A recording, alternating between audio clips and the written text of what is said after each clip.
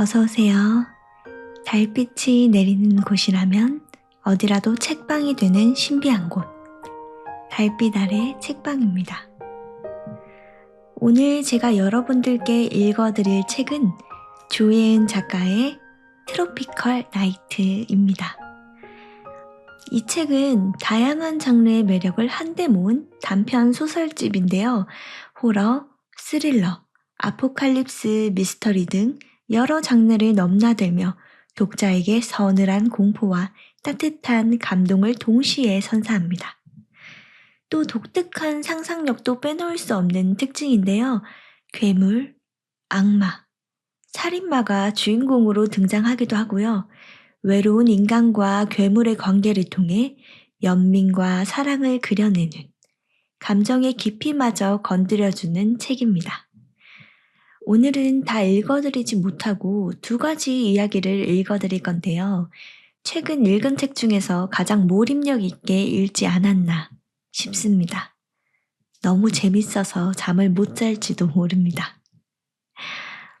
제가 항상 영상을 올릴 때 썸네일 사진이나 낭독할 때 책과 어울리는 이미지들을 준비하는데요. 이번엔 특별히 책의 분위기를 살릴 수 있는 BGM도 찾아서 넣어봤습니다. 만약 조용히 목소리로만 낭독하는 걸 듣고 싶은 분들을 위해서 뒷부분에 목소리로만 낭독하는 버전을 반복해 두었으니 참고하시면 되겠습니다. 개인적으로는 제가 열심히 찾아서 그런지는 몰라도 BGM 있는 버전이 확실히 극의 분위기를 잘 느낄 수 있어서 들을 때 훨씬 더 몰입이 잘 되기는 하더라고요.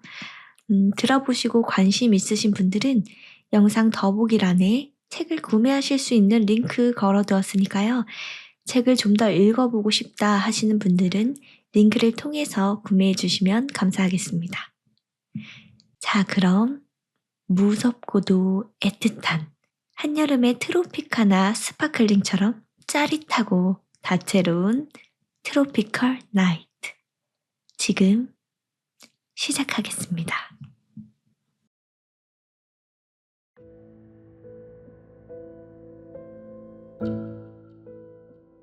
유니버설 캣숍의 비밀.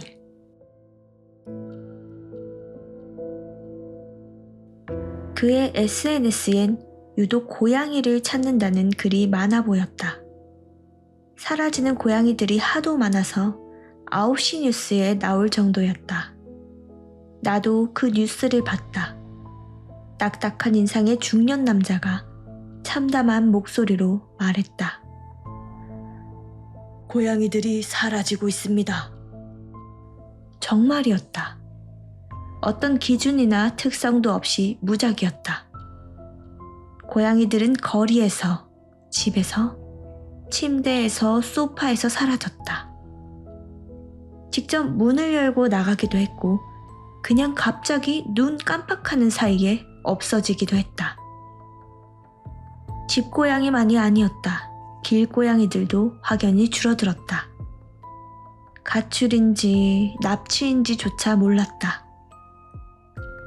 도시 곳곳을 빨간 눈의 CCTV들이 지켜보고 있었지만 한번 사라진 고양이들은 어느 화면에도 잡히지 않았다. 이때다 하고 고양이 전문 탐정들이 우수수 생겨났으나 돌아오는 고양이는 단 한 마리도 없었다. 고양이 탐정들은 금방 망했다. 여러 가지 음모론이 돌았다. 그중 제일 화제를 불러 모은 건 세상에서 고양이를 멸종시키려는 사이비 세력이 등장했다는 이야기였다. 평소에 고양이를 학대하는 사람들이 조직적으로 움직이기 위해 종교의 모습을 갖추었다는 것이다. 온갖 동영상 플랫폼에 자극적이고 불분명한 영상들이 판쳤다. 그 소문 탓에 막 크기를 불리기 시작한 사이비 종교 몇 개가 무너졌다. 그러나 사라진 고양이들은 돌아오지 않았다.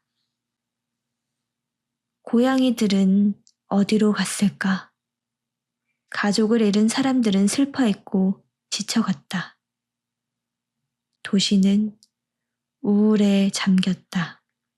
전봇대에는 고양이를 찾는다는 전단지가 빼곡하게 붙었다. 하나 건너 하나꼴로 그 앞에서 눈물을 흘리는 사람들이 있었다. 나도 그중 하나였다. 전단은 붙인 지 며칠밖에 되지 않았는데 그새 너덜너덜해졌고 내 전단 위로 다른 실종 전단들이 덕지덕지 붙었다. 간신히 보이는 사진 속 체다의 얼굴도 함께 너덜거렸다. 나는 그 위에 새 전단지를 겹쳐 붙였다. 통통한 얼굴에 치즈태비가 네모 안에 누워 있었다. 체다. 나와 8년을 함께 산 내 가족. 체다가 사라진 건 지극히 평범하고 평화로운 주말 오후였다. 헬스장에서 돌아왔을 때 체다는 소파 위에서 낮잠을 자고 있었다.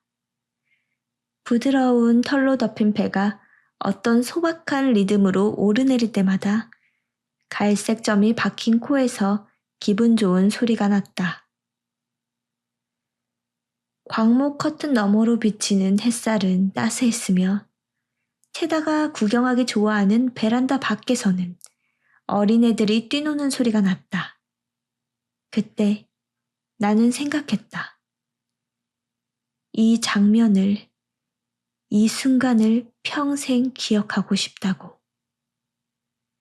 평생 이라는 단어가 따라붙자 자연스럽게 체다의 시간과 내 시간이 똑같이 흐르지 않는다는데 생각이 미쳤다.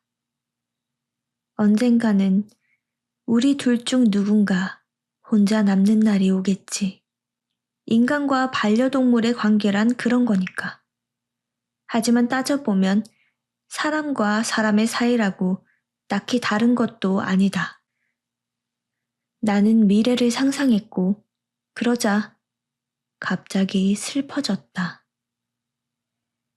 체다의 옆에 앉아 등을 쓸어내리자 잠에서 막 깨어난 체다가 늘어지게 하품을 하며 눈을 깜빡였다. 그러고는 폴짝 내 무릎 위로 올라와 몸을 바르작 댔는데 그게 꼭 내 기분을 풀어주려는 몸짓같이 느껴져 피식 웃음이 나왔다. 무릎 위에서 뒹굴던 체다가 문득 얼굴을 들었다. 크고 맑은 눈이 허공을 보며 빠르게 움직였다. 내 눈에는 보이지 않는 먼지나 작은 벌레를 발견했을 때의 반응이었다. 체다가 다시 몸을 일으켜 폴짝 소파 앞 좌식 테이블 위로 뛰었고 이번엔 갑자기 나를 빤히 바라봤다. 마치 내 생김새를 꼭꼭 눌러 담으려는 것처럼. 그의 나는 콧등에다가 입을 맞춘 후 씻기 위해 욕실로 향했다. 그리고 그게 마지막이었다. 씻는 동안 물소리 사이로 희미한 전자음을 들은 것 같았다. 문득 채다가 내 입맞춤을 적극적으로 피하지 않은 게 처음이라는 생각이 들었다. 채다는 예민해서 내가 자신의 얼굴에 입을 가져다 대는 걸 극도로 피했었다. 솜방망이 치고는 묵직한 주먹을 날리거나 손톱을 세울 때도 있었다. 나는 콧노래까지 흥얼거리며 씻은 후 체다의 이름을 부르며 욕실을 나왔다. 거실에 체다는 없었다. 집안 곳곳을 샅샅이 뒤졌다. 분명히 잠갔던 현관문이 살짝 열려 있었다. 집 밖도 뒤졌다. 체다는 없었다. 나는 체다를 찾기 위해 할 수 있는 모든 방법을 다 썼다. SNS에 올리고 전단지를 만들어 붙이고 고양이 탐정을 고용하고 유기묘 보호소를 누볐다. 체다는 나타나지 않았다. 그렇게 난리를 치면 뭐라도 들어올 법하건만 어떤 소식도 없었다. 그야말로 증발한 것처럼 사라졌다. 가끔 사례금을 보고 신고 전화가 오긴 했으나 막상 확인해보면 다른 고양이였다. 하루는 집에서 온종일 울기만 했다. 내 안에 그렇게 많은 눈물이 있다는 게 신기했다. 너무 울어서 눈가가 짓무를 정도가 되어서야 간신히 잠들 수 있었다. 그 와중에도 가슴 한쪽을 짓누르는 죄책감에 불쑥불쑥 잠에서 깨기 일쑤였고, 그럴 때마다 나는 따뜻한 털뭉치가 사라진 침대 위를 한동안 응시하다 다시 잠이 들었다. 얕은 꿈속을 오랫동안 부유했다. 그러다 보면 정신없이 뒤바뀌는 장면의 어느 한순간에 체다를 만날 수 있었다. 꿈에서 체다는 내 머리맡에 앉아 있었다. 직전까지 검은 파도에 휘말리고 마녀에게 얻어맞아 계단에서 굴러 떨어진 것에 비하면 설레는 시작이었다.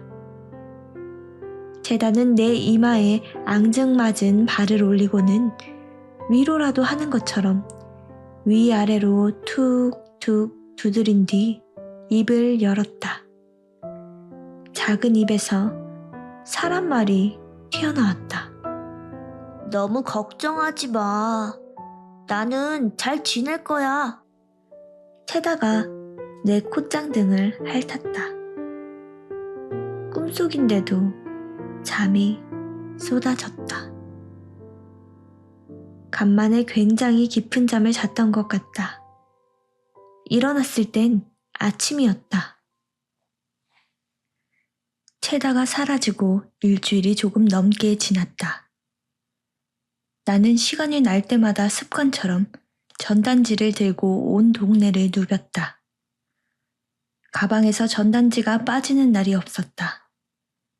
아직 포기하기엔 이르다 되뇌이면서 다른 말을 잃어버린 유령처럼 걸었다. 그 캐숍을 발견한 건 고양이를 잃어버린 사람들의 모임에 다녀오는 길목에서였다. 정확히는 도망쳐 나오는 길이었다. 나는 나와 비슷한 사람들을 만나면 위로가 될 줄 알았다. 슬픈 사람들과 함께 슬픔을 나누면 내가 가진 슬픔이 희석될 것이라고 생각했다. 나보다 먼저 슬퍼했던 이들로부터 이 고통스러운 감정으로부터 조금이나마 벗어나는 법을 배울 수 있을 거라고 기대했다. 실상은 그 반대였다. 끔찍한 상실감에서 도망치는 법 같은 건 없다. 대신 슬픔에도 시너지가 있다는 사실을 나는 처음 알았다. 작은 체육관 한가운데 둥글게 모여 앉은 사람들의 주위로 슬픔의 입자가 둥둥 떠다니는 것 같았다. 사람들은 돌아가면서 잃어버린 고양이에 대해 이야기했다. 대부분은 말을 끝마치지 못했다. 한숨과 오열이 마무리를 대신했다. 나는 내 순서가 오기도 전에 체육관을 뛰쳐나와 버렸다. 한참을 또 울면서 걸었다. 길을 걷는 건지 눈물 안에 갇힌 건지 헷갈릴 정도였다. 정신을 차렸을 땐 처음 와보는 낯선 동네였다. 서울에 이런 곳이 남아 있었나 싶게 황량한 곳이었다. 멀리 불빛이 보였다.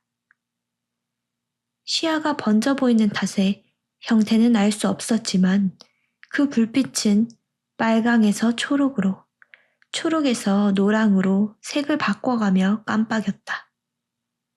보이는 대로 걸었다. 얼마 지나지 않아 눈앞에 네온 사인 간판이 나타났다. 유니버설 캣숍, 고양이 용품 전문. 나름 큰 규모의 창고형 건물은 위치가 영 애매했다. 버려진 공원과 망한 상가 사이에 덩그러니 놓여 있었는데 눈이 아플 만큼 선명한 네온 사인에 비해 내부는 황량해 보였다. 이런 곳에 누가 물건을 사러 오긴 하는 걸까? 가격이 도매급으로 저렴하지 않은 이상 손님을 모으기는 힘들 것 같았다. 어쩌면 인터넷 판매를 주력으로 하는 곳일 수도. 나는 코를 훌쩍이며 앞으로 나아갔다. 유리로 된 벽에는 고양이 장난감 광고들이 덕지덕지 붙어 있었다. 출시된 지 몇 년이 지난 제품의 광고지가 그대로 있었다. 문을 밀고 들어가자 카운터에 앉아있던 직원이 일어나서 인사를 했다. 찾는 거 있으세요? 직원은 눈이 동그랗고 목소리가 가늘어서 꼭 고양이 같았다. 우주의 모든 고양이들을 위해 라고 적힌 티셔츠를 입고 있었다. 나는 퉁퉁 부은 눈으로 직원에게 가방에서 꺼낸 전단지를 내밀었다. 제가 고양이를 잃어버렸는데요. 혹시 이렇게 생긴 고양이 보신 적 없나요? 직원은 전단지를 꽤 오랫동안 바라봤다. 그동안 내 전단지를 귀찮다는 듯이 쳐내거나 그깟 고양이 가지고 유나는 이라고 중얼거리며 한심한 표정을 짓던 사람들과는 달리 무척 진지한 얼굴이었다. 낯설기까지 한 반응에 어떤 기대가 생기려는 찰나 직원이 안타깝다는 듯 목소리로 답했다. 요새 하도 고양이를 찾는 분들이 많아서 잘 모르겠어요. 죄송해서 어쩌죠? 아니에요. 저도 이제는 그냥 묻는 게 습관이라. 전단지를 내려놓고 옆을 바라봤다. 채다가 좋아하던 스틱형 간식이 잔뜩 진열되어 있었다. 그것을 몇 개 집었다. 그리고 내부를 느리게 둘러보았다. 황량한 인테리어와는 다르게 물건이 꽤 많았다. 특히 간식과 사료는 어디 해외에서 들여온 것인지 처음 보는 언어로 쓰인 브랜드가 잔뜩이었다. 나는 아예 장바구니를 들고 홀린 듯이 그것들을 쓸어 담았다. 맛있는 것들을 잔뜩 사놓으면 채다가 돌아오지 않을까 그런 말도 안 되는 생각을 하면서 이것들 다 계산해 주세요. 직원은 말없이 바코드를 찍었다. 양손 가득 쇼핑백을 든 채 가게를 나왔다. 차를 가지고 나온 게 아니어서 역까지 한참을 걸어야 했다. 슬슬 다른 상가들이 보이기 시작하자 문득 뭔가 허전하다는 생각이 들었다. 초조한 마음에 쇼핑백을 내려놓고 가방을 뒤졌다. 전단지가 한 장도 없었다. 그제야 계산할 때 전단지 뭉치를 카운터에 내려놓았다는 사실이 떠올랐다. 잠시 망설였다. 전단지를 찾기 위해서는 한참을 되돌아가야 했다. 늦은 시간이라 어쩌면 막차를 놓칠 수도 있었다. 가게는 내일 다시 올 수도 있고 그냥 전단지를 다시 뽑아도 된다. 그런데 어째서인지 그렇게 하면 안 될 것 같았다. 인쇄된 종이 뭉치를 버리는 게 꼭 채다를 버리는 것처럼 느껴졌다. 나는 결국 뒤돌아섰다.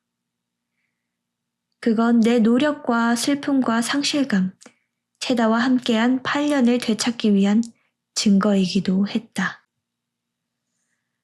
왔던 길을 그대로 따라 걸었다. 가게에서 나왔을 때보다 한참을 더 걸은 기분이 들었다. 다시 깜빡이는 네온 사인 불빛이 보이기 시작했을 때 나는 완전히 지쳐 있었다. 땅이 기력을 쭉 빨아먹은 것 같았다.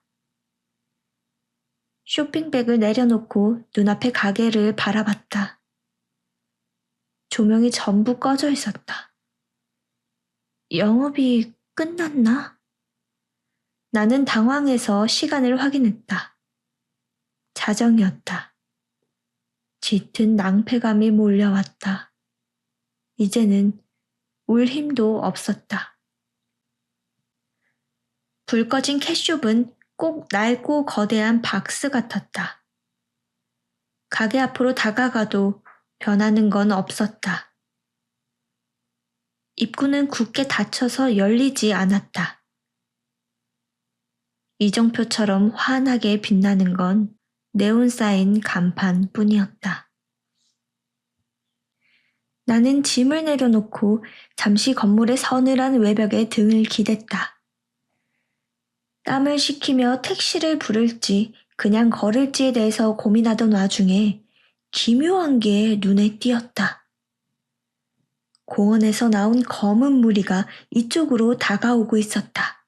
나는 재빠르게 코너로 몸을 숨겼다.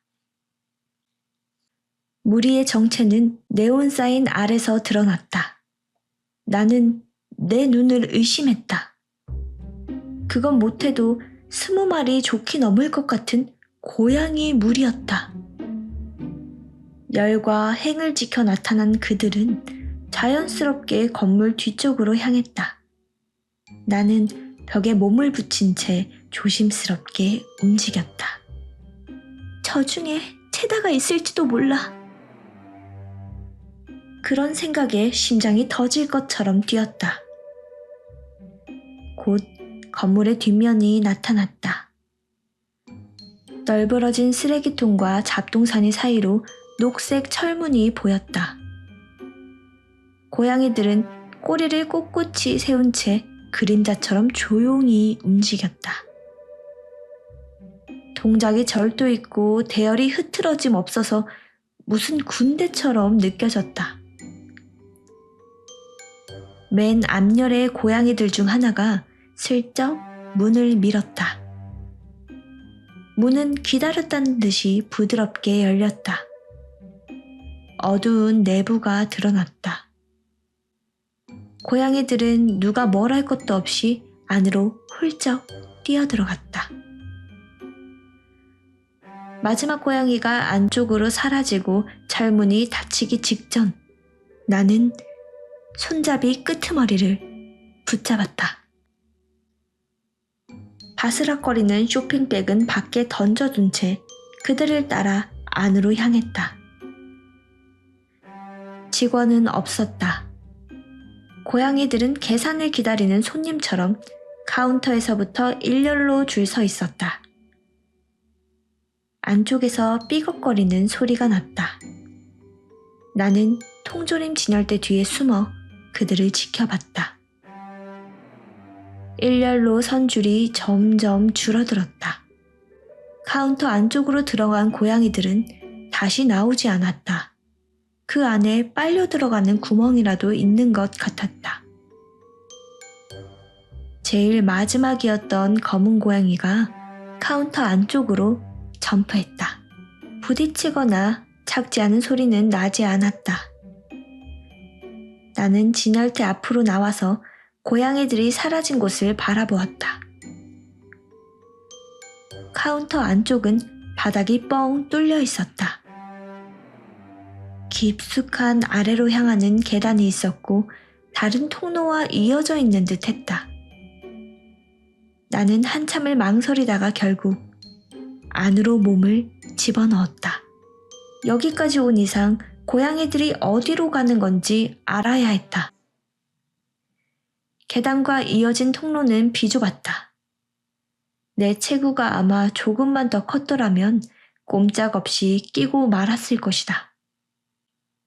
내 발로 기듯이 답답한 통로를 지나자 비교적 탁 트인 공간이 나타났다. 그래봤자 일어서면 머리가 닿는 높이긴 했지만 공간의 정중앙에는 내 키보다 조금 큰 높이의 투명한 상자가 있었다. 그 앞에 튀어나온 빨간색 버튼을 누르자 지하 5층에서 올라온다는 표시가 떴다. 엘리베이터인 듯했다. 경쾌한 도착음과 함께 나타난 엘리베이터는 캡슐 알약을 세로로 세운 모양이었다. 크기도 굉장히 귀여워서 내가 들어가자 천장까지는 아주 약간의 여유밖에 남지 않았다. 나는 고양이들이 내려간 지하 5층을 눌렀다. 캡슐은 놀이기구를 타는 것처럼 빠르게 떨어졌다. 내 몸에 너무 딱 맞는 크기라 관을 타고 추락하는 것 같았다. 아래로 떨어지는 동안 지하 3층, 4층의 모습이 스쳐 지나갔다. 영화에서 볼 법한 웅장한 연구소의 모습이었다. 와, 캐슈 아래에 이런 공간이 있다니. 꿈을 꾸는 기분이었다. 하지만 진짜 꿈이면 안 될 일이다. 어쩌면 이곳에서 체다를 찾을 수 있을지도 몰랐다. 띵동. 목적층에 도착했다는 알림음이 울렸다. 문이 열리자마자 캐숍 직원이 나를 반겼다.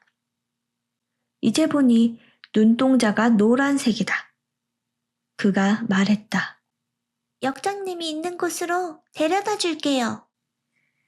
직원을 따라 걸었다. 사방으로 믿을 수 없는 모습이 펼쳐지고 있었다.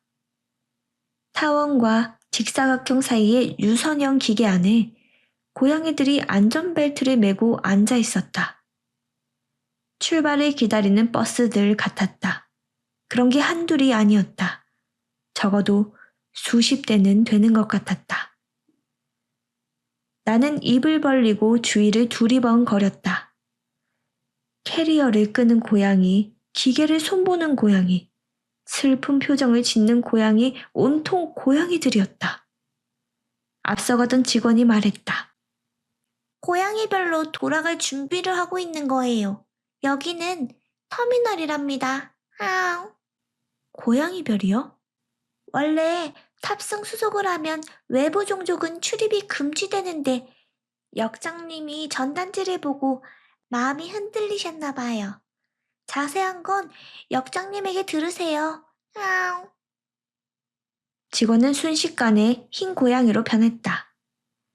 털이 길고 눈이 노란 흰 고양이가 앙증맞은 앞발로 눈앞의 문을 가리켰다. 나는 조심스럽게 손잡이를 돌려 밀었다. 엘리베이터만큼 문도 낮아서 머리를 잔뜩 숙이고 들어가야 했다. 어린이용 책상 앞에 뒷짐을 지고 선 고양이가 보였다. 파란 모자와 재킷을 걸친 늠름한 고양이. 체다였다. 체다가 나를 올려다보며 말했다. 눈이 팅팅 부어서 못생겨졌어, 은하. 은하, 네가 이 터미널을 찾아낼 줄은 몰랐어. 영업시간이 끝나면 우리 이외의 종족들에게는 보이지 않도록 설정해뒀거든. 모드를 변경하는 데 걸리는 시간은 딱 1분이야. 너는 그 1분의 틈을 비집고 우리의 영역 안에 들어온 거야. 실은 집을 나오고 한 번 돌아간 적이 있어. 그래, 그 꿈 기억나? 그건 꿈이 아니라 진짜였어. 울고 있을 네가 너무 걱정돼서 잠시 들렸지. 아니나 다를까 엉엉 울고 있더라고. 갓 태어난 생명 같았어. 곁에 있어주고 싶었는데 이렇게 떠나와서 미안해.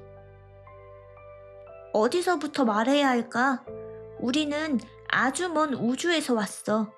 오래전에 본부를 틀고 지구에 섞여들었지. 지구만은 아니야.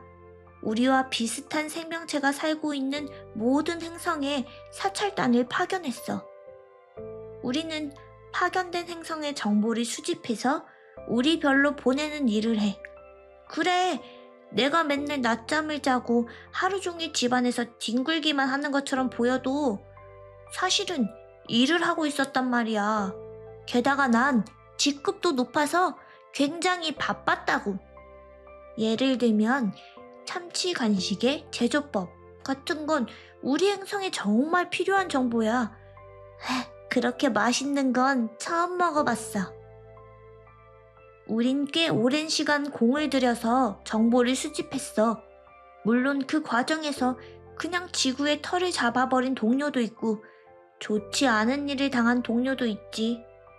지구는 우리가 지내기에 마냥 좋은 행성은 아니었어.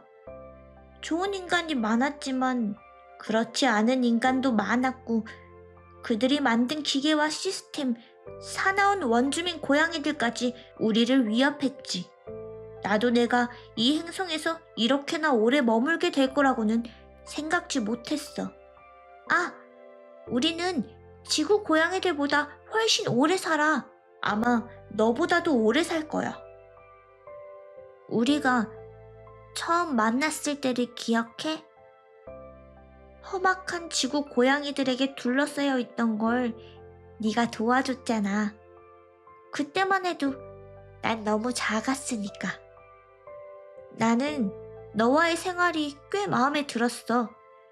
너는 날 뚱뚱하다고 놀려대는 것만 빼면 꽤 다정한 룸메이트였으니까.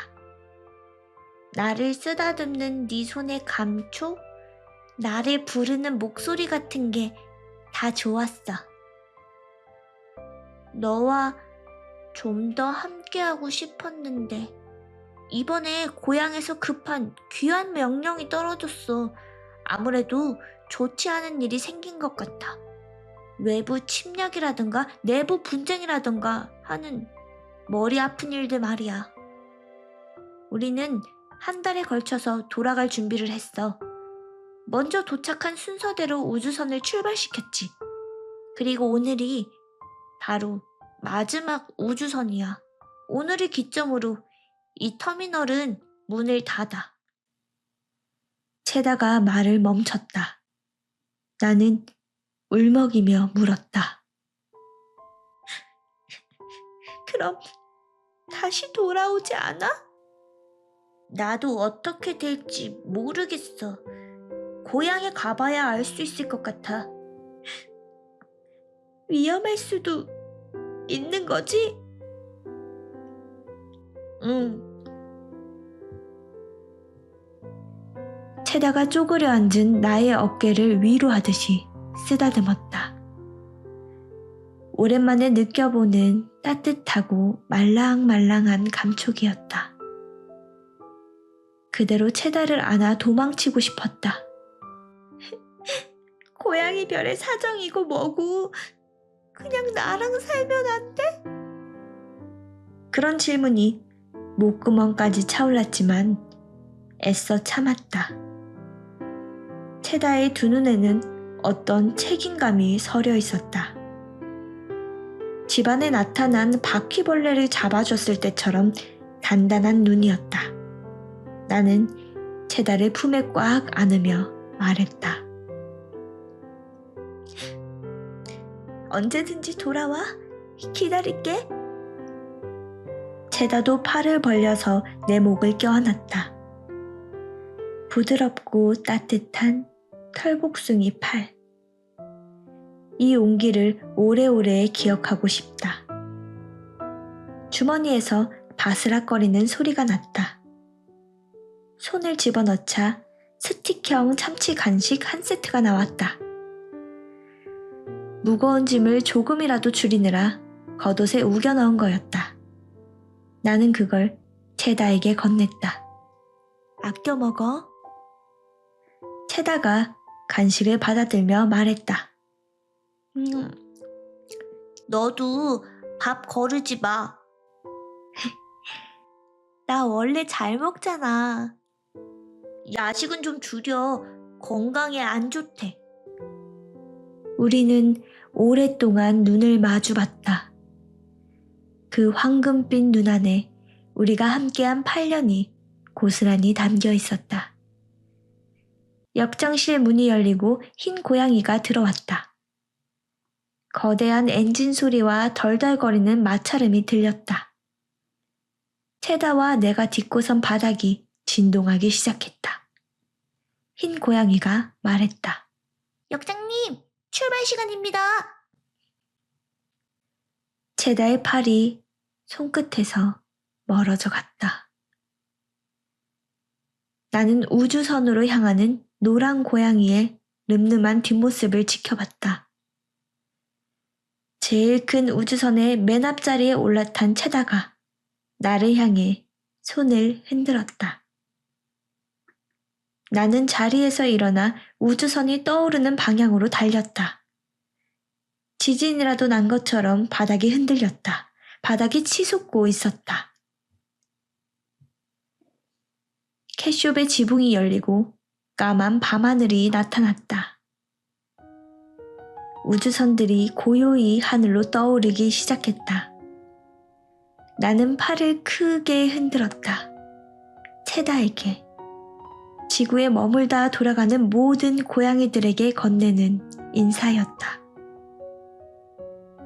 저들이 무사히 고향에 도착해 나름의 문제를 해결하게, 그리고 다시 평화를 되찾아 이 지구에 돌아오길 바라면서. 그것들은 순식간에 멀어져서 별처럼 반짝이다가 사라졌다. 나는 우주선들이 날아오르며 남긴 궤적을 쫓았다. 떨어지는 별똥별이 아니라 날아오르는 별똥별들. 나에게 와줘서 고마웠어. 나는 홀로 부서진 캐숍 안에 남았다. 네온사인 간판엔 더 이상 불이 들어오지 않았다. 그날 전 세계 곳곳에서 날아오르는 별똥별들이 목격되었다.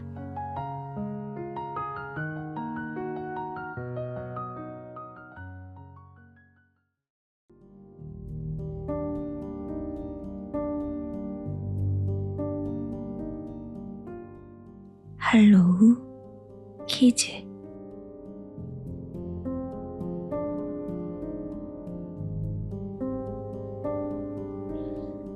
유치원 교사 입장에서 헬로윈처럼 소품이 많이 필요한 행사는 무척 번거롭습니다. 적어도 몇 주 전부터 밤잠을 설치며 행사를 준비해야 하죠.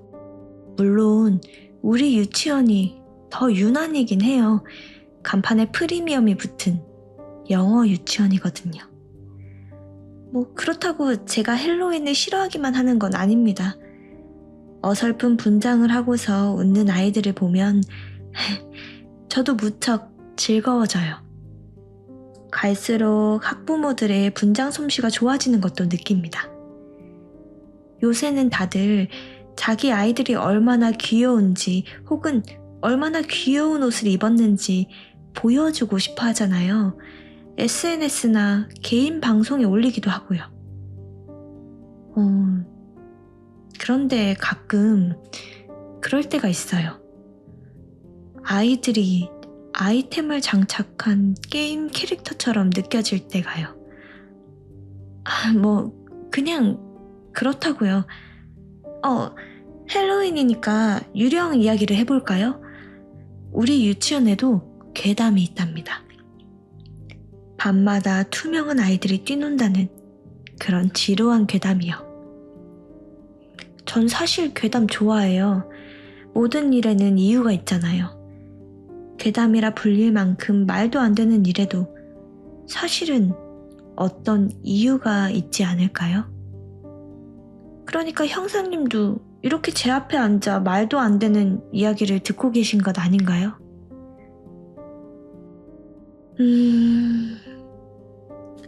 9살쯤이었을 겁니다. 저는 회색 티셔츠를 자주 입는 아이였어요.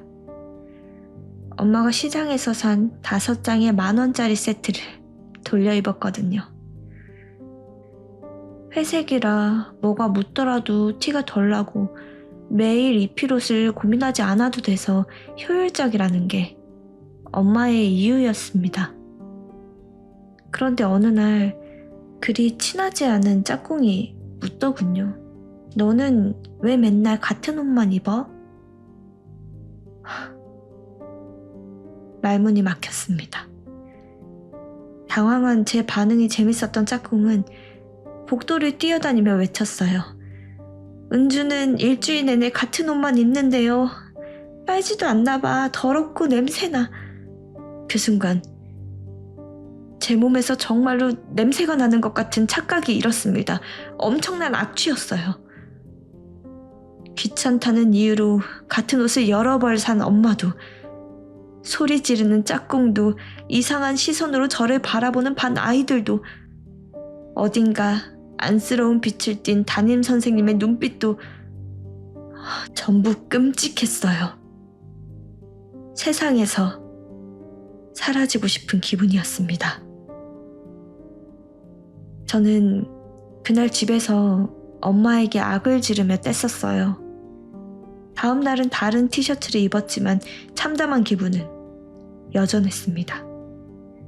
그런데 힘겹게 등교한 후 교실 문을 열었을 때 놀라운 일이 벌어졌습니다. 옛날 교실들은 뒷문 옆에 꼭 거울이 달려 있었거든요.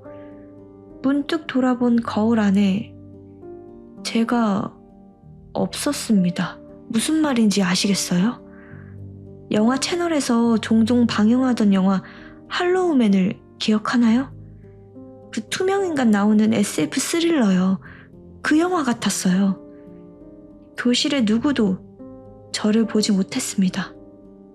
처음엔 좋았죠. 말 그대로 사라지고 싶은 날이었잖아요. 평소에 못되게 굴던 아이에게 골탕을 먹이기도 하고 자잘한 장난을 치면서 시간을 보냈습니다. 그런데 점점 무서워지더군요. 아무도 저를 찾지 않았거든요. 이러다가 정말 영영 사라지는 건 아닐까 하는 생각에 울면서 집으로 갔습니다. 다행히 다음 날에는 모든 것이 원래대로 돌아왔어요. 아이들은 하루 동안 제가 없었다는 사실조차 모르는 것 같았습니다. 짝꿍이 놀리는 건 여전했지만요. 네? 말도 안 된다고요? 저도 그렇게 생각해요. 어린 시절이니 언젠가 꾼 기묘한 꿈을 현실로 착각하는 것일 수도 있습니다. 하지만 가끔 생각이 납니다. 어른들도 세상에서 사라지고 싶은 순간들이 있잖아요. 아이들이라고 다를까요? 왜 늘 집에 가고 싶다고 울잖아요. 그게 말이죠. 지금 이곳이 아닌 다른 곳, 나를 상처 주지 않는 곳에 가고 싶다는 거잖아요. 그러니까 제 말은 사라진 제이 또한 그러지 않았을까 하는 이야기입니다. 제이는 얌전한 아이였습니다. 지금까지 제이만큼 얌전한 아이를 본 적이 없어요. 그런 제이가 할로윈 행사 주인공인 드라큘라 역을 하고 싶다고 손을 든 건 상당히 의외였습니다. 하지만 결국 하지 못했죠. 이미 내정자가 있었거든요. 아파트 단지 내에서 입김이 센 부녀회장의 아들이요. 원장님과 무척 친한 분이죠. 네. 아이들이 생활하는 이곳도 어른들의 순리로 돌아가는 것은 어쩔 수 없답니다. 아이들은 그 사실을 모르겠죠. 아니면 너무 잘 알던가요. 제이는 드라큘라 대신 드라큘라 뒤에서 배경처럼 몸을 흔드는 유령 1을 맡았습니다. 군장도 별것 없이 흰 천에 눈구멍 2개만 뚫으면 되는 엑스트라입니다. 안타깝지만 어쩔 수 없는 일이에요. 이런 유치원 행사에선 사랑받는 아이가 티나기 마련이죠. 그리고 그 사실을 누구보다 애들이 잘 압니다. 그 또래 아이들에겐 눈앞에 보이는 게 전부거든요. 잘 보고 배우는 게 애들 잘못은 아니잖아요. 유령, 제이는 실제로도 유령 같은 아이였습니다. 희끄무레한 원복을 입고 늦은 시간까지 유치원을 맴도는. 이게 무슨 소리냐면요. 우리 유치원이 원생을 맡아주는 제일 늦은 시간은 오후 8시거든요. 심야반이 그때 끝나요. 이 동네가 맞벌이가 많은 동네라 어쩔 수 없답니다. 유치원 교사들은 애들이 집에 갈 때까지 퇴근을 할 수 없어요. 제2의 부모님은 자주 늦었습니다. 9시, 심지어는 자정에 가까운 시간까지 애를 맡겨놓고는 했어요. 주로 정장을 입은 어머님이, 가끔은 술 냄새를 풍기는 아버님이 오셨습니다. 제이는 얌전하게 기다리고만 있었죠. 칭얼거리지도 않았습니다. 기다리는 게 익숙한 애였어요. 그런데 제가 일하면서 느낀 건데요. 어른도 짜증날 정도의 상황에서 애가 가만히 있는다는 건 그리 좋은 게 아니에요. 그 지루한 시간을 제이는 무슨 생각을 하며 견뎠을까요? 어쨌든 그날 제이를 데려간 건 무척 피곤한 얼굴의 어머님이었습니다. 아이가 저를 돌아보던 시선이 아직도 생생해요. 다음은 형사님이 확인하신 대로입니다. 강당을 가득 채운 학부모들 사이에 제이의 보호자는 없었어요. 제이는 흰 천을 뒤집어 쓴 채 음악에 맞춰 열심히 몸을 흔들었습니다. 어떻게든 존재를 드러내려는 유령처럼 절박하게요.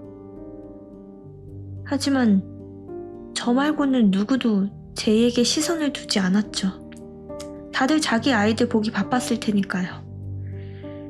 교사들이 준비한 무대 의상 이외에도 온갖 화려한 시판 코스튬으로 치장한 아이들 사이에 제이의 유령 코스튬은 무척이나 볼품 없었습니다. 그리고 무대가 끝났어요. 아이들은 일렬로 서서 관객석을 향해 배꼽 인사를 했습니다. 저는 계속 제이를 보고 있었습니다. 어째서인지 눈을 뗄 수 없었거든요. 이상하게도 제이의 발목이 계속 흐릿해 보였습니다. 그때 제이의 옆에 선 마녀 분장의 아이가 실수로 제이의 흰 천을 밟았어요. 천이 쭉 당겨지면서 제이의 몸이 크게 휘청거렸습니다. 눈구멍이 제자리를 이탈하자 제이는 허우적댔고 저는 넘어지는 제이를 붙잡기 위해 단상으로 뛰어올랐습니다. 펄럭이는 흰 천을 향해 팔을 뻗었어요. 그리고 맥없이 꼬꾸라지는 아이를 꽉 안았습니다. 순간 소란스럽던 좌중이 고요해졌습니다. 공포에 가까운 공허가 저를 사로잡았어요. 팔에는 어떤 무게감도 느껴지지 않았습니다. 얇고 매끄러운 흰 천의 감촉만이 살갗을 간지럽혔죠.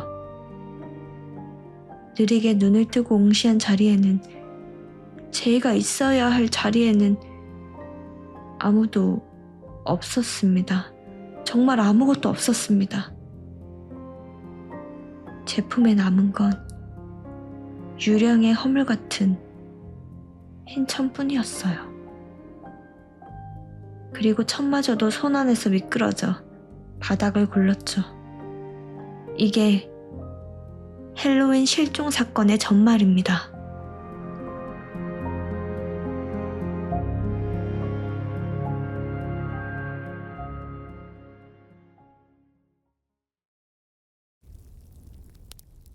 유니버설 캣숍의 비밀.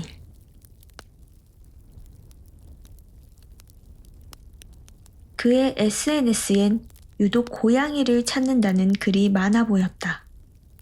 사라지는 고양이들이 하도 많아서 9시 뉴스에 나올 정도였다. 나도 그 뉴스를 봤다. 딱딱한 인상의 중년 남자가 참담한 목소리로 말했다. 고양이들이 사라지고 있습니다. 정말이었다. 어떤 기준이나 특성도 없이 무작위였다. 고양이들은 거리에서, 집에서, 침대에서, 소파에서 사라졌다. 직접 문을 열고 나가기도 했고, 그냥 갑자기 눈 깜빡하는 사이에 없어지기도 했다. 집고양이만이 아니었다. 길고양이들도 확연히 줄어들었다.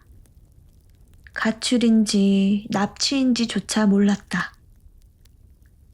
도시 곳곳을 빨간 눈의 CCTV들이 지켜보고 있었지만 한번 사라진 고양이들은 어느 화면에도 잡히지 않았다. 이때다 하고 고양이 전문 탐정들이 우수수 생겨났으나 돌아오는 고양이는 단 한 마리도 없었다. 고양이 탐정들은 금방 망했다. 여러 가지 음모론이 돌았다. 그중 제일 화제를 불러 모은 건 세상에서 고양이를 멸종시키려는 사이비 세력이 등장했다는 이야기였다. 평소에 고양이를 학대하는 사람들이 조직적으로 움직이기 위해 종교의 모습을 갖추었다는 것이다. 온갖 동영상 플랫폼에 자극적이고 불분명한 영상들이 판쳤다. 그 소문 탓에 막 크기를 불리기 시작한 사이비 종교 몇 개가 무너졌다. 그러나 사라진 고양이들은 돌아오지 않았다. 고양이들은 어디로 갔을까? 가족을 잃은 사람들은 슬퍼했고 지쳐갔다. 도시는 우울에 잠겼다. 전봇대에는 고양이를 찾는다는 전단지가 빼곡하게 붙었다. 하나 건너 하나꼴로 그 앞에서 눈물을 흘리는 사람들이 있었다. 나도 그중 하나였다. 전단은 붙인 지 며칠밖에 되지 않았는데 그새 너덜너덜해졌고 내 전단 위로 다른 실종 전단들이 덕지덕지 붙었다. 간신히 보이는 사진 속 체다의 얼굴도 함께 너덜거렸다. 나는 그 위에 새 전단지를 겹쳐 붙였다. 통통한 얼굴에 치즈태비가 네모 안에 누워 있었다. 체다. 나와 8년을 함께 산 내 가족. 체다가 사라진 건 지극히 평범하고 평화로운 주말 오후였다. 헬스장에서 돌아왔을 때 체다는 소파 위에서 낮잠을 자고 있었다. 부드러운 털로 덮인 배가 어떤 소박한 리듬으로 오르내릴 때마다 갈색 점이 박힌 코에서 기분 좋은 소리가 났다. 광목 커튼 너머로 비치는 햇살은 따스했으며 체다가 구경하기 좋아하는 베란다 밖에서는 어린애들이 뛰노는 소리가 났다. 그때 나는 생각했다. 이 장면을, 이 순간을 평생 기억하고 싶다고. 평생이라는 단어가 따라붙자 자연스럽게 체다의 시간과 내 시간이 똑같이 흐르지 않는다는데 생각이 미쳤다. 언젠가는 우리 둘 중 누군가 혼자 남는 날이 오겠지. 인간과 반려동물의 관계란 그런 거니까. 하지만 따져보면 사람과 사람의 사이라고 딱히 다른 것도 아니다. 나는 미래를 상상했고 그러자 갑자기 슬퍼졌다. 체다의 옆에 앉아 등을 쓸어내리자 잠에서 막 깨어난 체다가 늘어지게 하품을 하며 눈을 깜빡였다. 그러고는 폴짝 내 무릎 위로 올라와 몸을 바르작댔는데 그게 꼭 내 기분을 풀어주려는 몸짓같이 느껴져 피식 웃음이 나왔다. 무릎 위에서 뒹굴던 체다가 문득 얼굴을 들었다. 크고 맑은 눈이 허공을 보며 빠르게 움직였다. 내 눈에는 보이지 않는 먼지나 작은 벌레를 발견했을 때의 반응이었다. 채다가 다시 몸을 일으켜 폴짝 소파 앞 좌식 테이블 위로 뛰었고 이번엔 갑자기 나를 빤히 바라봤다. 마치 내 생김새를 꼭꼭 눌러 담으려는 것처럼. 그의 나는 콧등에다가 입을 맞춘 후 씻기 위해 욕실로 향했다. 그리고 그게 마지막이었다. 씻는 동안 물소리 사이로 희미한 전자음을 들은 것 같았다. 문득 채다가 내 입맞춤을 적극적으로 피하지 않은 게 처음이라는 생각이 들었다.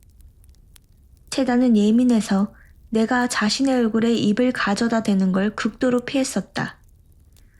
손방망이 치고는 묵직한 주먹을 날리거나 손톱을 세울 때도 있었다. 나는 콧노래까지 흥얼거리며 씻은 후 채다의 이름을 부르며 욕실을 나왔다. 거실에 채다는 없었다. 집안 곳곳을 샅샅이 뒤졌다. 분명히 잠갔던 현관문이 살짝 열려 있었다. 집 밖도 뒤졌다. 채다는 없었다. 나는 채다를 찾기 위해 할 수 있는 모든 방법을 다 썼다. SNS에 올리고 전단지를 만들어 붙이고 고양이 탐정을 고용하고 유기묘 보호소를 누볐다. 채다는 나타나지 않았다. 그렇게 난리를 치면 뭐라도 들어올 법하건만 어떤 소식도 없었다. 그야말로 증발한 것처럼 사라졌다. 가끔 사례금을 보고 신고 전화가 오긴 했으나 막상 확인해보면 다른 고양이였다. 하루는 집에서 온종일 울기만 했다. 내 안에 그렇게 많은 눈물이 있다는 게 신기했다.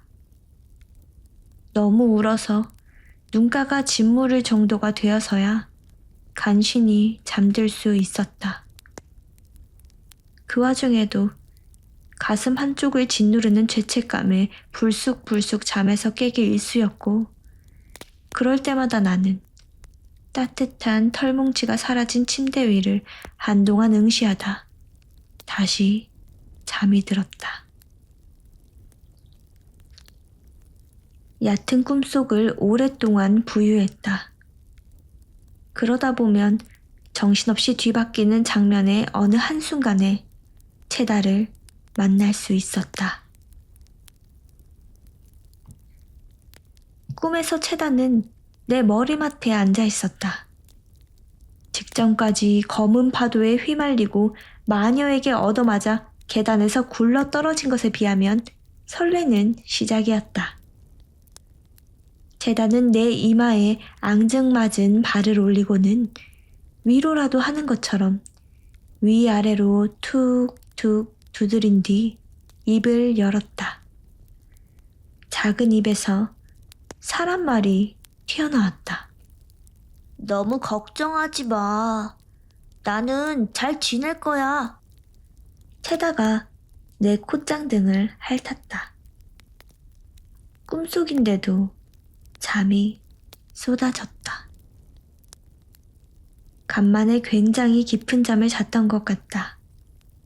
일어났을 땐 아침이었다. 채다가 사라지고 일주일이 조금 넘게 지났다. 나는 시간이 날 때마다 습관처럼 전단지를 들고 온 동네를 누볐다. 가방에서 전단지가 빠지는 날이 없었다. 아직 포기하기엔 이르다 되뇌이면서 다른 말을 잃어버린 유령처럼 걸었다.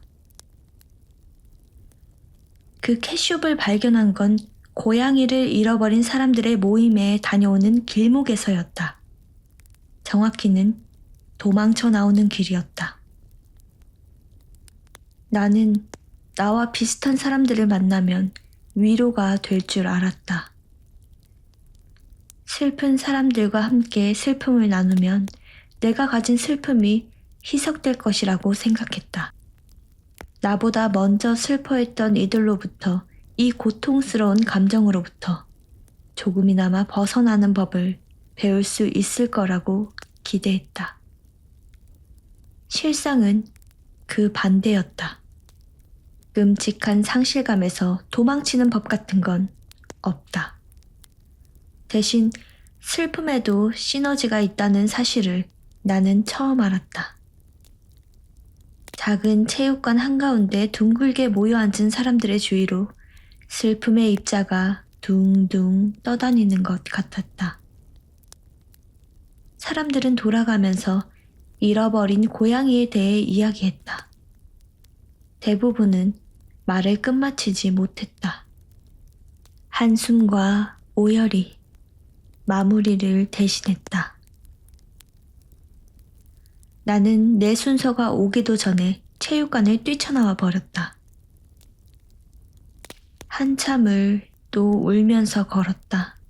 길을 걷는 건지 눈물 안에 갇힌 건지 헷갈릴 정도였다. 정신을 차렸을 땐 처음 와보는 낯선 동네였다. 서울에 이런 곳이 남아 있었나 싶게 황량한 곳이었다. 멀리 불빛이 보였다. 시야가 번져 보이는 탓에 형태는 알 수 없었지만 그 불빛은 빨강에서 초록으로, 초록에서 노랑으로 색을 바꿔가며 깜빡였다. 보이는 대로 걸었다. 얼마 지나지 않아 눈앞에 네온 사인 간판이 나타났다.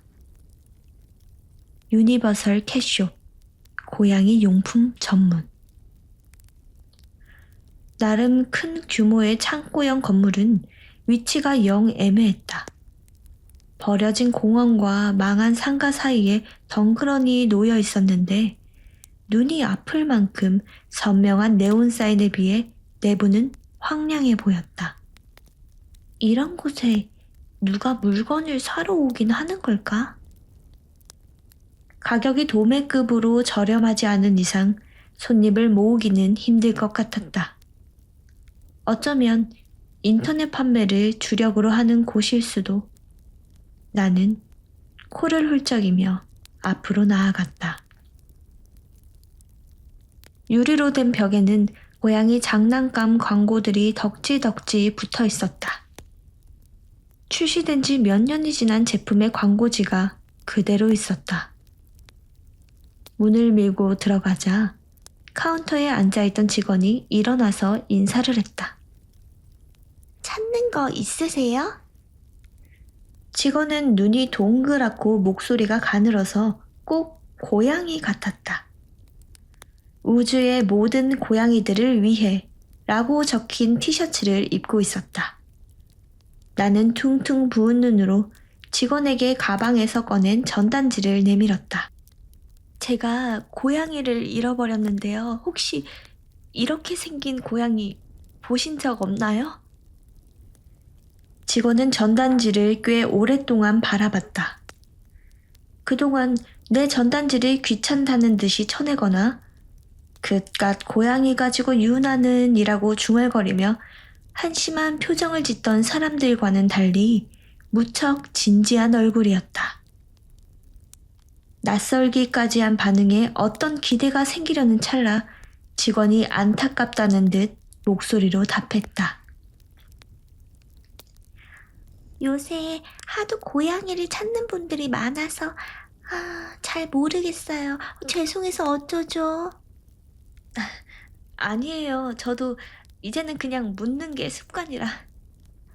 전단지를 내려놓고 옆을 바라봤다. 채다가 좋아하던 스틱형 간식이 잔뜩 진열되어 있었다. 그것을 몇 개 집었다. 그리고 내부를 느리게 둘러보았다. 황량한 인테리어와는 다르게 물건이 꽤 많았다. 특히 간식과 사료는 어디 해외에서 들여온 것인지 처음 보는 언어로 쓰인 브랜드가 잔뜩이었다. 나는 아예 장바구니를 들고 홀린 듯이 그것들을 쓸어 담았다. 맛있는 것들을 잔뜩 사놓으면 채다가 돌아오지 않을까 그런 말도 안 되는 생각을 하면서 이것들 다 계산해 주세요. 직원은 말없이 바코드를 찍었다. 양손 가득 쇼핑백을 든 채 가게를 나왔다. 차를 가지고 나온 게 아니어서 역까지 한참을 걸어야 했다. 슬슬 다른 상가들이 보이기 시작하자 문득 뭔가 허전하다는 생각이 들었다. 초조한 마음에 쇼핑백을 내려놓고 가방을 뒤졌다. 전단지가 한 장도 없었다. 그제야 계산할 때 전단지 뭉치를 카운터에 내려놓았다는 사실이 떠올랐다. 잠시 망설였다. 전단지를 찾기 위해서는 한참을 되돌아가야 했다. 늦은 시간이라 어쩌면 막차를 놓칠 수도 있었다. 가게는 내일 다시 올 수도 있고 그냥 전단지를 다시 뽑아도 된다. 그런데 어째서인지 그렇게 하면 안 될 것 같았다. 인쇄된 종이 뭉치를 버리는 게 꼭 채다를 버리는 것처럼 느껴졌다. 나는 결국 뒤돌아섰다. 그건 내 노력과 슬픔과 상실감, 채다와 함께한 8년을 되찾기 위한 증거이기도 했다. 왔던 길을 그대로 따라 걸었다. 가게에서 나왔을 때보다 한참을 더 걸은 기분이 들었다. 다시 깜빡이는 네온 사인 불빛이 보이기 시작했을 때 나는 완전히 지쳐 있었다. 땅의 기력을 쭉 빨아먹은 것 같았다. 쇼핑백을 내려놓고 눈앞의 가게를 바라봤다. 조명이 전부 꺼져 있었다. 영업이 끝났나? 나는 당황해서 시간을 확인했다. 자정이었다. 짙은 낭패감이 몰려왔다. 이제는 울 힘도 없었다. 불 꺼진 캣숍은 꼭 낡고 거대한 박스 같았다. 가게 앞으로 다가가도 변하는 건 없었다. 입구는 굳게 닫혀서 열리지 않았다. 이정표처럼 환하게 빛나는 건 네온 사인 간판뿐이었다. 나는 짐을 내려놓고 잠시 건물의 서늘한 외벽에 등을 기댔다. 땀을 식히며 택시를 부를지 그냥 걸을지에 대해서 고민하던 와중에 기묘한 게 눈에 띄었다. 공원에서 나온 검은 무리가 이쪽으로 다가오고 있었다. 나는 재빠르게 코너로 몸을 숨겼다. 무리의 정체는 네온 사인 아래서 드러났다. 나는 내 눈을 의심했다. 그건 못해도 20마리 좋게 넘을 것 같은 고양이 무리였다. 열과 행을 지켜 나타난 그들은 자연스럽게 건물 뒤쪽으로 향했다. 나는 벽에 몸을 붙인 채 조심스럽게 움직였다. 저 중에 채다가 있을지도 몰라. 그런 생각에 심장이 터질 것처럼 뛰었다. 곧 건물의 뒷면이 나타났다. 널브러진 쓰레기통과 잡동사니 사이로 녹색 철문이 보였다. 고양이들은 꼬리를 꼿꼿이 세운 채 그림자처럼 조용히 움직였다. 동작이 절도 있고 대열이 흐트러짐 없어서 무슨 군대처럼 느껴졌다.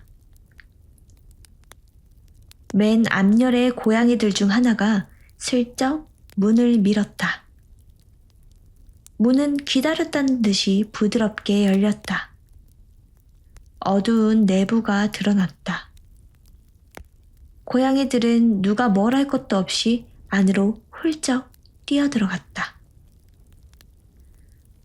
마지막 고양이가 안쪽으로 사라지고 철문이 닫히기 직전 나는 손잡이 끄트머리를 붙잡았다.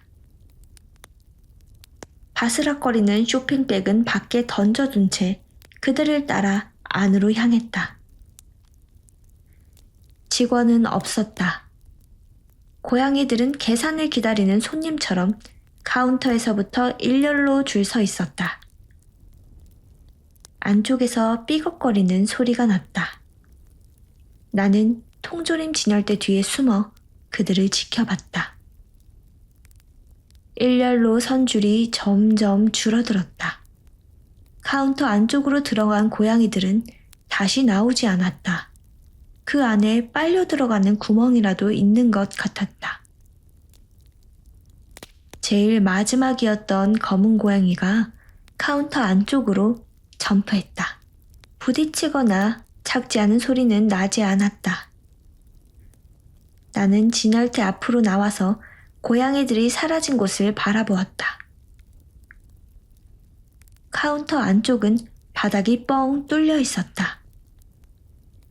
깊숙한 아래로 향하는 계단이 있었고 다른 통로와 이어져 있는 듯 했다. 나는 한참을 망설이다가 결국 안으로 몸을 집어넣었다. 여기까지 온 이상 고양이들이 어디로 가는 건지 알아야 했다.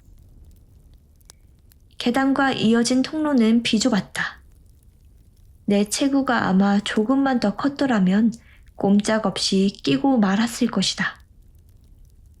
네 발로 기듯이 답답한 통로를 지나자 비교적 탁 트인 공간이 나타났다. 그래봤자 일어서면 머리가 닿는 높이긴 했지만 공간의 정중앙에는 내 키보다 조금 큰 높이의 투명한 상자가 있었다. 그 앞에 튀어나온 빨간색 버튼을 누르자 지하 5층에서 올라온다는 표시가 떴다. 엘리베이터인 듯 했다. 경쾌한 도착음과 함께 나타난 엘리베이터는 캡슐 알약을 세로로 세운 모양이었다. 크기도 굉장히 귀여워서 내가 들어가자 천장까지는 아주 약간의 여유밖에 남지 않았다. 나는 고양이들이 내려간 지하 5층을 눌렀다. 캡슐은 놀이기구를 타는 것처럼 빠르게 떨어졌다. 내 몸에 너무 딱 맞는 크기라 관을 타고 추락하는 것 같았다. 아래로 떨어지는 동안 지하 3층, 4층의 모습이 스쳐 지나갔다. 영화에서 볼 법한 웅장한 연구소의 모습이었다. 와, 캐슈 아래에 이런 공간이 있다니. 꿈을 꾸는 기분이었다. 하지만 진짜 꿈이면 안 될 일이다. 어쩌면 이곳에서 체다를 찾을 수 있을지도 몰랐다. 띵동. 목적층에 도착했다는 알림음이 울렸다. 문이 열리자마자 캐숍 직원이 나를 반겼다. 이제 보니 눈동자가 노란색이다. 그가 말했다. 역장님이 있는 곳으로 데려다 줄게요. 직원을 따라 걸었다. 사방으로 믿을 수 없는 모습이 펼쳐지고 있었다. 타원과 직사각형 사이의 유선형 기계 안에 고양이들이 안전벨트를 메고 앉아 있었다. 출발을 기다리는 버스들 같았다. 그런 게 한둘이 아니었다. 적어도 수십 대는 되는 것 같았다. 나는 입을 벌리고 주위를 두리번거렸다. 캐리어를 끄는 고양이, 기계를 손보는 고양이, 슬픈 표정을 짓는 고양이, 온통 고양이들이었다. 앞서가던 직원이 말했다. 고양이별로 돌아갈 준비를 하고 있는 거예요. 여기는 터미널이랍니다. 아우. 고양이별이요? 원래 탑승 수속을 하면 외부 종족은 출입이 금지되는데 역장님이 전단지를 보고 마음이 흔들리셨나 봐요. 자세한 건 역장님에게 들으세요. 아우. 직원은 순식간에 흰 고양이로 변했다. 털이 길고 눈이 노란 흰 고양이가 앙증맞은 앞발로 눈앞의 문을 가리켰다. 나는 조심스럽게 손잡이를 돌려 밀었다. 엘리베이터만큼 문도 낮아서 머리를 잔뜩 숙이고 들어가야 했다. 어린이용 책상 앞에 뒷짐을 지고선 고양이가 보였다. 파란 모자와 재킷을 걸친 늠름한 고양이. 체다였다. 체다가 나를 올려다보며 말했다. 눈이 팅팅 부어서 못생겨졌어, 은하. 은하, 네가 이 터미널을 찾아낼 줄은 몰랐어. 영업시간이 끝나면 우리 이외의 종족들에게는 보이지 않도록 설정해뒀거든. 모드를 변경하는 데 걸리는 시간은 딱 1분이야. 너는 그 1분의 틈을 비집고 우리의 영역 안에 들어온 거야. 실은 집을 나오고 한 번 돌아간 적이 있어. 그래, 그 꿈 기억나? 그건 꿈이 아니라 진짜였어. 울고 있을 네가 너무 걱정돼서 잠시 들렸지. 아니나 다를까 엉엉 울고 있더라고. 갓 태어난 생명 같았어. 곁에 있어주고 싶었는데 이렇게 떠나와서 미안해. 어디서부터 말해야 할까? 우리는 아주 먼 우주에서 왔어. 오래전에 본부를 틀고 지구에 섞여들었지. 지구만은 아니야. 우리와 비슷한 생명체가 살고 있는 모든 행성에 사찰단을 파견했어. 우리는 파견된 행성의 정보를 수집해서 우리 별로 보내는 일을 해. 그래, 내가 맨날 낮잠을 자고 하루 종일 집안에서 뒹굴기만 하는 것처럼 보여도 사실은 일을 하고 있었단 말이야. 게다가 난 직급도 높아서 굉장히 바빴다고. 예를 들면 참치 간식의 제조법 같은 건 우리 행성에 정말 필요한 정보야. 그렇게 맛있는 건 처음 먹어봤어. 우린 꽤 오랜 시간 공을 들여서 정보를 수집했어. 물론 그 과정에서 그냥 지구의 털을 잡아버린 동료도 있고 좋지 않은 일을 당한 동료도 있지. 지구는 우리가 지내기에 마냥 좋은 행성은 아니었어. 좋은 인간이 많았지만 그렇지 않은 인간도 많았고 그들이 만든 기계와 시스템, 사나운 원주민 고양이들까지 우리를 위협했지. 나도 내가 이 행성에서 이렇게나 오래 머물게 될 거라고는 생각지 못했어. 아, 우리는 지구 고양이들보다 훨씬 오래 살아. 아마 너보다도 오래 살 거야. 우리가 처음 만났을 때를 기억해? 험악한 지구 고양이들에게 둘러싸여 있던 걸 네가 도와줬잖아. 그때만 해도 난 너무 작았으니까. 나는 너와의 생활이 꽤 마음에 들었어. 너는 날 뚱뚱하다고 놀려대는 것만 빼면 꽤 다정한 룸메이트였으니까. 나를 쓰다듬는 네 손의 감촉, 나를 부르는 목소리 같은 게 다 좋았어. 너와 좀 더 함께하고 싶었는데 이번에 고향에서 급한 귀한 명령이 떨어졌어. 아무래도 좋지 않은 일이 생긴 것 같아. 외부 침략이라든가 내부 분쟁이라든가 하는 머리 아픈 일들 말이야. 우리는 한 달에 걸쳐서 돌아갈 준비를 했어. 먼저 도착한 순서대로 우주선을 출발시켰지. 그리고 오늘이 바로 마지막 우주선이야. 오늘을 기점으로 이 터미널은 문을 닫아. 채다가 말을 멈췄다. 나는 울먹이며 물었다. 그럼 다시 돌아오지 않아? 나도 어떻게 될지 모르겠어. 고향에 가봐야 알 수 있을 것 같아. 위험할 수도 있는 거지? 응. 채다가 쪼그려 앉은 나의 어깨를 위로하듯이 쓰다듬었다.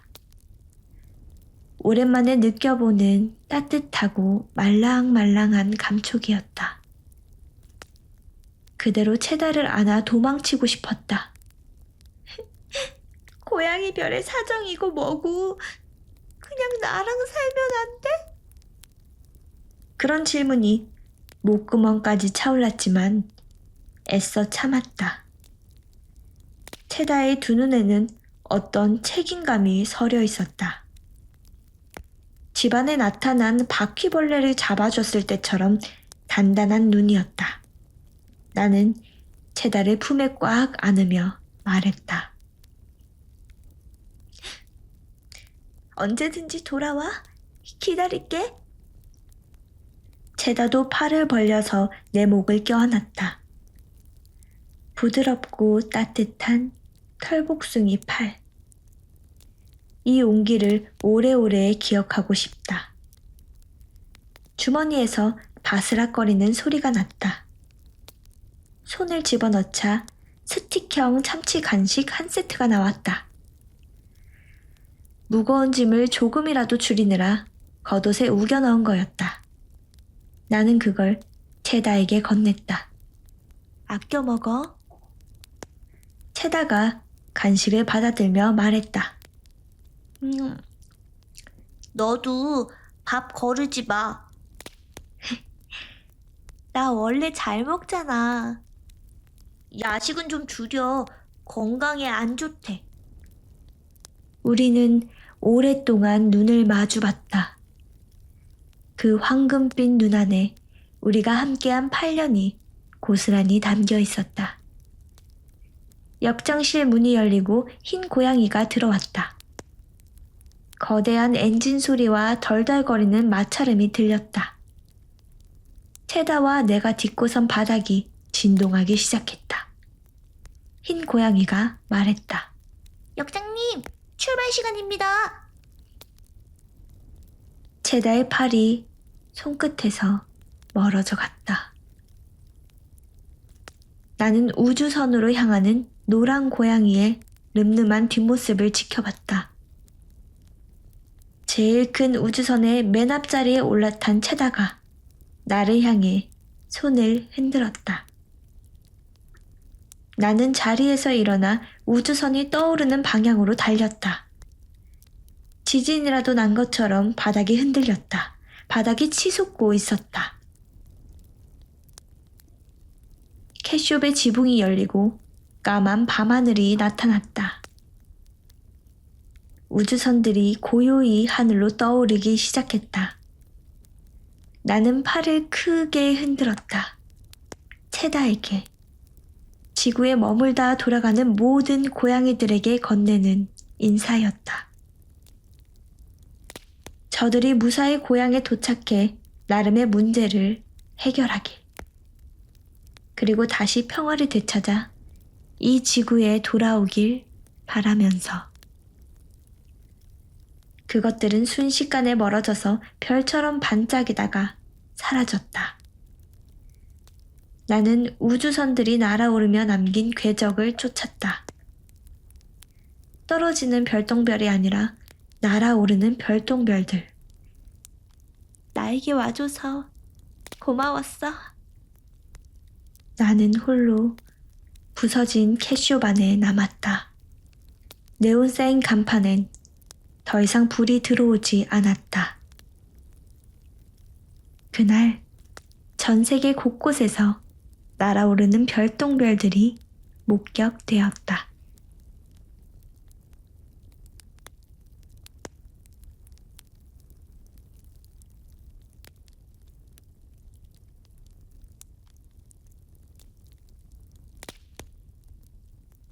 할로우 키즈.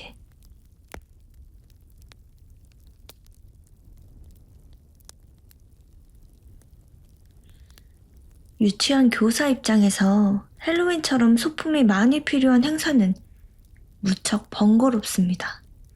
적어도 몇 주 전부터 밤잠을 설치며 행사를 준비해야 하죠. 물론 우리 유치원이 더 유난이긴 해요. 간판에 프리미엄이 붙은 영어 유치원이거든요. 1년 1번 뭐 그렇다고 제가 헬로윈을 싫어하기만 하는 건 아닙니다. 어설픈 분장을 하고서 웃는 아이들을 보면 저도 무척 즐거워져요. 갈수록 학부모들의 분장 솜씨가 좋아지는 것도 느낍니다. 요새는 다들 자기 아이들이 얼마나 귀여운지 혹은 얼마나 귀여운 옷을 입었는지 보여주고 싶어 하잖아요. SNS나 개인 방송에 올리기도 하고요. 그런데 가끔 그럴 때가 있어요. 아이들이 아이템을 장착한 게임 캐릭터처럼 느껴질 때가요. 그냥 그렇다고요. 헬로윈이니까 유령 이야기를 해볼까요? 우리 유치원에도 괴담이 있답니다. 밤마다 투명한 아이들이 뛰논다는 그런 지루한 괴담이요. 전 사실 괴담 좋아해요. 모든 일에는 이유가 있잖아요. 괴담이라 불릴 만큼 말도 안 되는 일에도 사실은 어떤 이유가 있지 않을까요? 그러니까 형사님도 이렇게 제 앞에 앉아 말도 안 되는 이야기를 듣고 계신 것 아닌가요?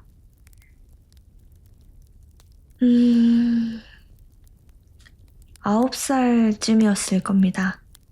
저는 회색 티셔츠를 자주 입는 아이였어요. 엄마가 시장에서 산 5장의 10,000원짜리 세트를 돌려 입었거든요. 회색이라 뭐가 묻더라도 티가 덜 나고 매일 입힐 옷을 고민하지 않아도 돼서 효율적이라는 게 엄마의 이유였습니다. 그런데 어느 날 그리 친하지 않은 짝꿍이 묻더군요. 너는 왜 맨날 같은 옷만 입어?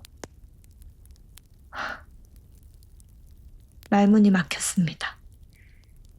당황한 제 반응이 재밌었던 짝꿍은 복도를 뛰어다니며 외쳤어요. 은주는 일주일 내내 같은 옷만 입는데요. 빨지도 않나 봐. 더럽고 냄새나. 그 순간 제 몸에서 정말로 냄새가 나는 것 같은 착각이 일었습니다. 엄청난 악취였어요.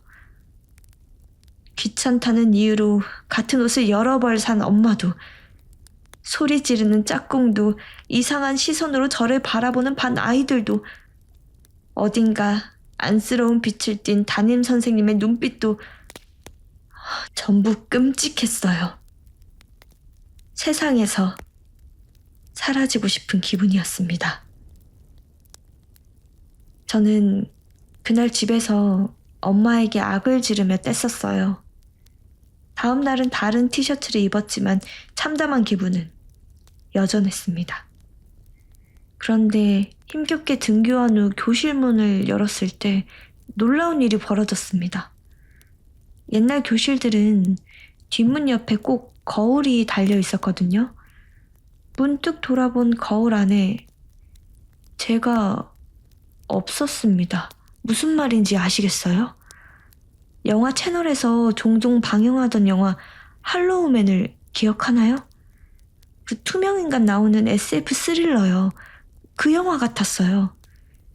교실에 누구도 저를 보지 못했습니다. 처음엔 좋았죠.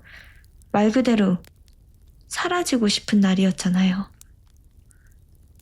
평소에 못되게 굴던 아이에게 골탕을 먹이기도 하고 자잘한 장난을 치면서 시간을 보냈습니다. 그런데 점점 무서워지더군요. 아무도 저를 찾지 않았거든요. 이러다가 정말 영영 사라지는 건 아닐까 하는 생각에 울면서 집으로 갔습니다. 다행히 다음 날에는 모든 것이 원래대로 돌아왔어요. 아이들은 하루 동안 제가 없었다는 사실조차 모르는 것 같았습니다. 짝꿍이 놀리는 건 여전했지만요. 네? 말도 안 된다고요? 저도 그렇게 생각해요.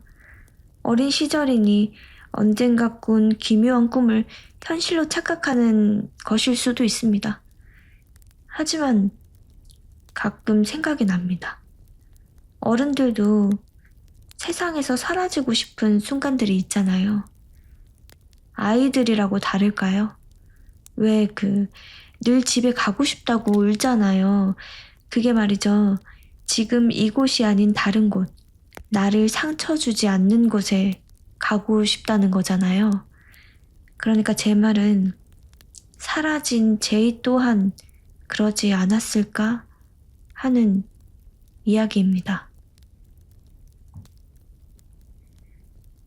제이는 얌전한 아이였습니다. 지금까지 제이만큼 얌전한 아이를 본 적이 없어요. 그런 제이가 헬로윈 행사 주인공인 드라큘라 역을 하고 싶다고 손을 든 건 상당히 의외였습니다. 하지만 결국 하지 못했죠. 이미 내정자가 있었거든요. 아파트 단지 내에서 입김이 센 부녀회장의 아들이요. 원장님과 무척 친한 분이죠. 네. 아이들이 생활하는 이곳도 어른들의 순리로 돌아가는 것은 어쩔 수 없답니다. 아이들은 그 사실을 모르겠죠. 아니면 너무 잘 알던가요. 제이는 드라큘라 대신 드라큘라 뒤에서 배경처럼 몸을 흔드는 유령 1을 맡았습니다. 분장도 별것 없이 흰천에 눈구멍 2개만 뚫으면 되는 엑스트라입니다. 안타깝지만 어쩔 수 없는 일이에요. 이런 유치원 행사에선 사랑받는 아이가 티나기 마련이죠.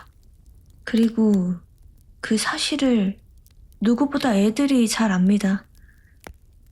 그 또래 아이들에겐 눈앞에 보이는 게 전부거든요. 잘 보고 배우는 게 애들 잘못은 아니잖아요. 유령. 제이는 실제로도 유령 같은 아이였습니다.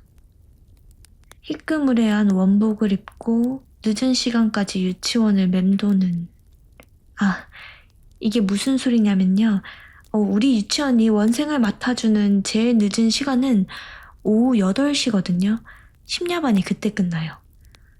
이 동네가 맞벌이가 많은 동네라 어쩔 수 없답니다. 유치원 교사들은 애들이 집에 갈 때까지 퇴근을 할 수 없어요. 제이의 부모님은 자주 늦었습니다. 9시, 심지어는 자정에 가까운 시간까지 애를 맡겨놓고는 했어요. 주로 정장을 입은 어머님이, 가끔은 술 냄새를 풍기는 아버님이 오셨습니다. 제이는 얌전하게 기다리고만 있었죠. 칭얼거리지도 않았습니다. 기다리는 게 익숙한 애였어요. 그런데 제가 일하면서 느낀 건데요. 어른도 짜증날 정도의 상황에서 애가 가만히 있는다는 건 그리 좋은 게 아니에요. 그 지루한 시간을 제이는 무슨 생각을 하며 견뎠을까요? 어쨌든 그날 제이를 데려간 건 무척 피곤한 얼굴의 어머님이었습니다. 아이가 저를 돌아보던 시선이 아직도 생생해요. 다음은 형사님이 확인하신 대로입니다. 강당을 가득 채운 학부모들 사이에 제이의 보호자는 없었어요. 제이는 흰 천을 뒤집어 쓴 채 음악에 맞춰 열심히 몸을 흔들었습니다. 어떻게든 존재를 드러내려는 유령처럼 절박하게요. 하지만 저 말고는 누구도 제이에게 시선을 두지 않았죠. 다들 자기 아이들 보기 바빴을 테니까요. 교사들이 준비한 무대 의상 이외에도 온갖 화려한 시판 코스튬으로 치장한 아이들 사이에 제이의 유령 코스튬은 무척이나 볼품 없었습니다. 그리고 무대가 끝났어요. 아이들은 일렬로 서서 관객석을 향해 배꼽 인사를 했습니다. 저는 계속 제이를 보고 있었습니다. 어째서인지 눈을 뗄 수 없었거든요. 이상하게도 제이의 발목이 계속 흐릿해 보였습니다. 그때 제이의 옆에 선 마녀 분장의 아이가 실수로 제이의 흰 천을 밟았어요. 천이 쭉 당겨지면서 제이의 몸이 크게 휘청거렸습니다. 눈구멍이 제자리를 이탈하자 제이는 허우적댔고 저는 넘어지는 제이를 붙잡기 위해 단상으로 뛰어올랐습니다. 펄럭이는 흰천을 향해 팔을 뻗었어요. 그리고 맥없이 꼬꾸라지는 아이를 꽉 안았습니다. 순간 소란스럽던 좌중이 고요해졌습니다. 공포에 가까운 공허가 저를 사로잡았어요. 팔에는 어떤 무게감도 느껴지지 않았습니다.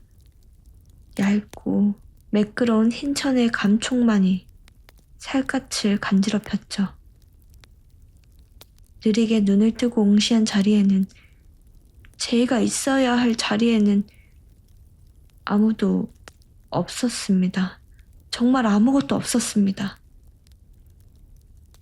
제품에 남은 건 유령의 허물 같은 흰천뿐이었어요. 그리고 천마저도 손 안에서 미끄러져 바닥을 굴렀죠. 이게 헬로윈 실종 사건의 전말입니다.